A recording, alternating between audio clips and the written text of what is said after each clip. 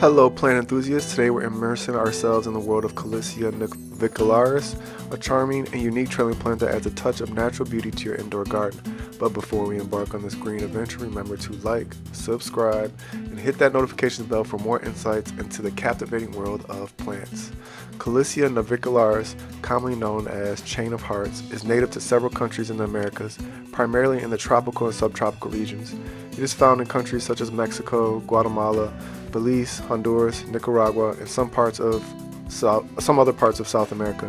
This plant's natural habitat includes forests, woodlands, and other shaded areas where it often grows in ground cover or climbs on trees and rocks. This trailing plant is celebrated for its delicate and elongated leaves that resemble miniature boats or canoes, hence its common name, chain of hearts. The leaves have a soft and silvery green hue with subtle stripes and a slightly succulent texture. As the plant matures, it produces cascading vines adorned with heart-shaped segments. These unique characteristics make it a standout in any plant collection. To successfully cultivate Callisia navicularis, it's essential to provide the right growing conditions. This plant thrives in bright indirect light, making it ideal for indoor spaces with filtered sunlight.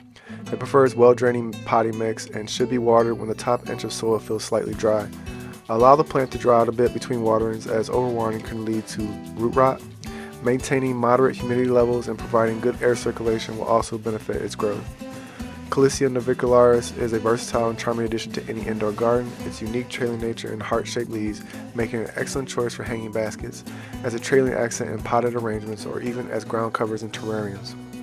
The chain of hearts adds a touch of natural elegance to your living space, making it a favorite among plant enthusiasts. If you found this exploration as enchanting as we did, please give us a thumbs up and share your thoughts in the comments below. Stay tuned for more insights into the world of plants on our channel.